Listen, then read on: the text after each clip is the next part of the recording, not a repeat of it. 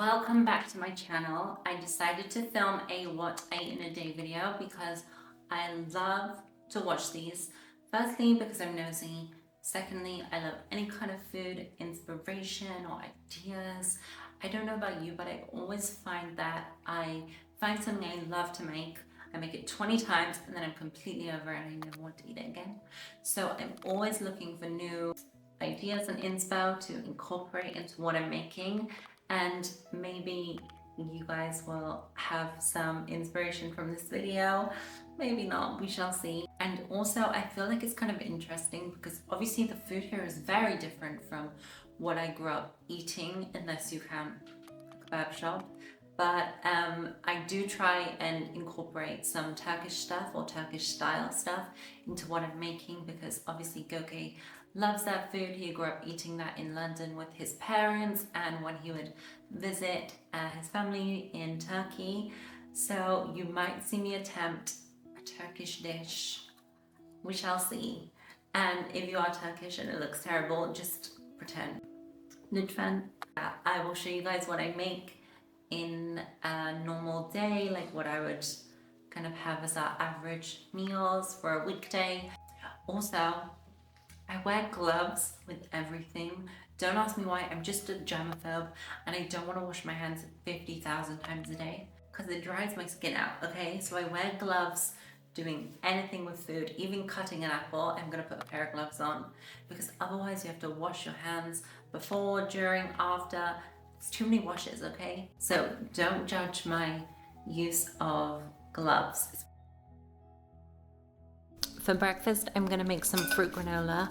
It's one of my favorites. It's super light, and I'm gonna use peach, apple, and pomegranate. In my Twilight era.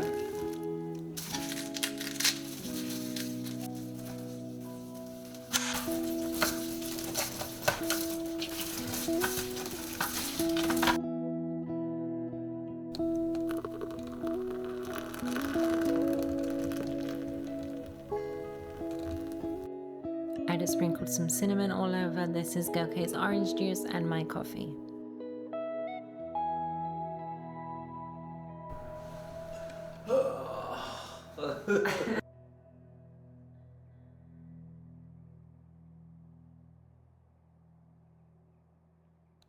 Everybody should subscribe so I can get more breakfasts in bed. So I'm just wearing this basic outfit because I want to take the dogs for a walk and just, you know, get out of pajamas. But now we're on our third day. We're getting kind of serious. I thought it was time to introduce you to my dogs, have some formal introductions. Oh, I just have butter on my face, sorry. And there's a lot, as you can tell, so take some notes and remember. We have our first one, Luna. She is obviously the first dog that we got. She's the oldest. We got her in May 2022 and we were just in love with her instantly. We didn't plan on getting any more after her, but we went on a weekend trip to Istanbul and we had the guy who we got her from look after her, so she went to stay with her mum and her auntie, and at that point her auntie had just had a litter, and in that was this little cutie pie called Baby. Government name is Nova, but she goes by Baby, and we were obsessed with her instantly. The second that we dropped Luna off, she was all over Luna. She was like following her around, trying to play with her, and I couldn't stop thinking about her while we were on our trip. So when we came back, we decided to, you know, take her home, and she was the cutest baby you've ever seen in your life. I'll insert some clips and pictures because saying it does not do her justice. She was so cute. And then we thought we were done again until we saw these pictures of this little run Pluto. He was so tiny, like tiny does not even describe. He was minuscule. He was like this big. He fit into a teacup. He was so small, and I just wanted to give him a good home and feed him and make him healthy and strong. And obviously you can see now he's healthy and strong. He's completely changed color, and so we fell in love with him. Then I thought we were done, but obviously there's another dog. sat with us right now, Panda. What happened was, because Pluto was so small, I didn't want to have him fixed until he was 1 year old. I wanted him to be fully grown and, you know, like fully healthy. And so we ended up going on a trip to England, and we had our friend who's a vet look after the dogs. All the other times the dogs had been in heat, he had been a puppy, so it wasn't a problem. And then we weren't due in heat while we were away. However, of course, that happened. And the vet, obviously, he had to go to work every single day, so he couldn't be at home monitoring them like I would be.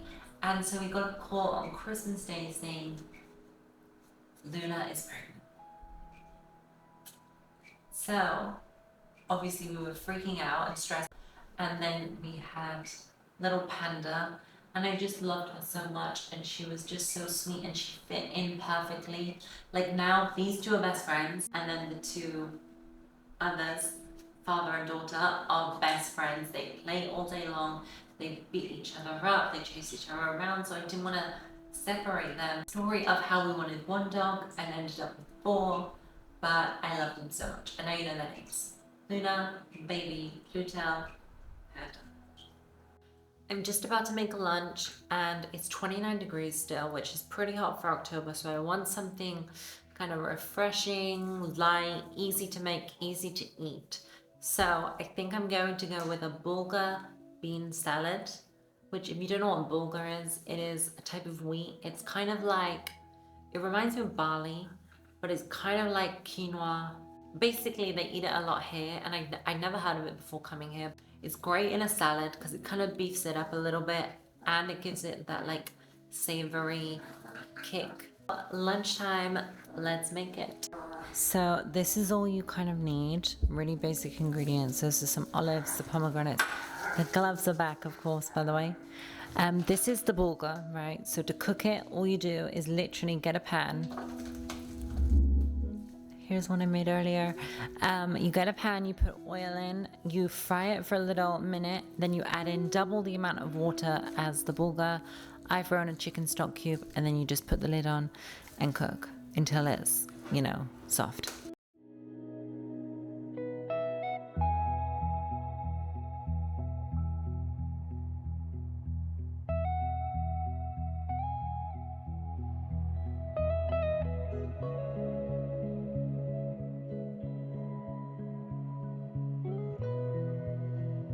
I completely forgot to film the beans going in, but it's basically just soaked plain beans for some protein, and then all that's left to do is add the bulgur. This is the bulgur. Obviously I didn't do too much because I'm going to add it to the salad.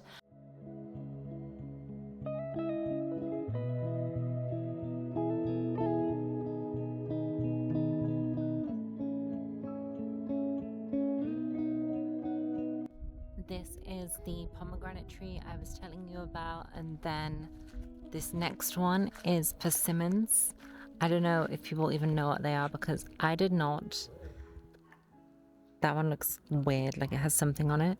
And then this is a mulberry tree, and then round here apple tree, and then you can't see the plum is right over there. Look at what is on the front gate. A praying mantis. Is that looking at me? Oh my god, it's looking at me. Oh my god, it's looking at me. That is so kind of cool but scary. It's giving Kung Fu Panda.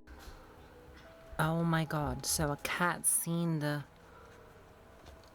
praying mantis and it's now climbing up to eat it. What the hell?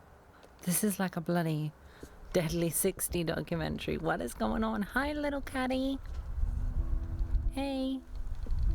Are you trying to eat a praying mantis? You're kind of so cute. If I wasn't allergic to cats, I would adopt you.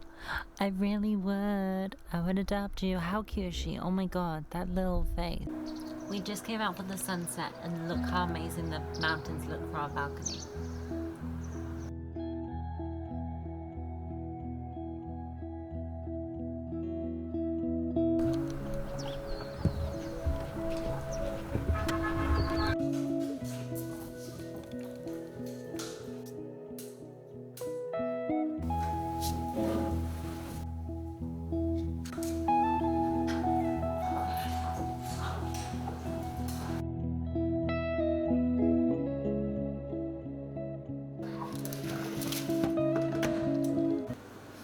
what you just saw me putting into the oven is kind of like an apple turnover sort of thing.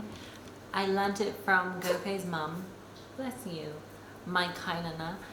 So I just called her right now for the recipe. So I will put the recipe in the description and the recipe for the thing that I'm gonna make next. Yeah, so what I am going to make now is something called Mercimek Kofte, which is lentil meatballs, but obviously there's no meat, so it's just lentils in the shape of a meatball. It sounds so disgusting, and I feel like it might not come across visually, but when I tell you the taste, it is so good. It's very Turkish, and normally it'll be like kind of a side dish, but Gokei loves it so much, so he always makes me make it. So that's what I'm gonna make for dinner, because I feel like we're gonna be pretty full with everything we've ate so far, plus now I've made like 20 of these apple things. Hi baby. Look how much they love me.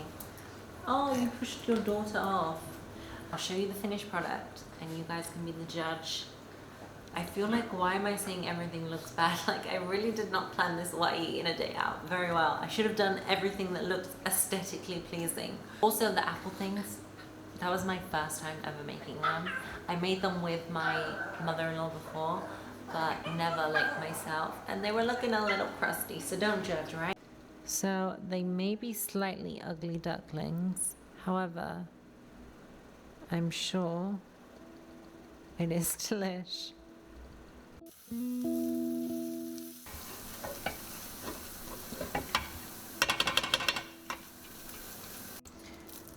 Normally I wear gloves with everything. Obviously this I can't do because it would stick weird to the glove and it just makes it harder, but obviously I despise this texture right now. Tastes amazing.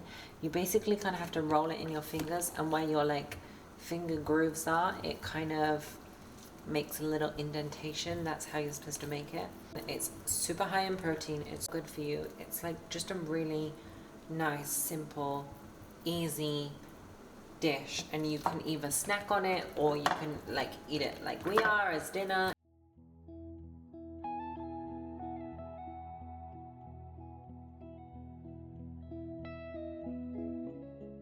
It is the last meal of the day, and we obviously have something not too heavy and then something sweet.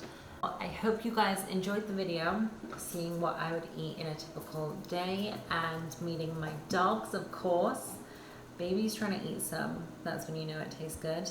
But I will see you guys next week with a new video, and thank you so much for watching. Please like and subscribe. Bye.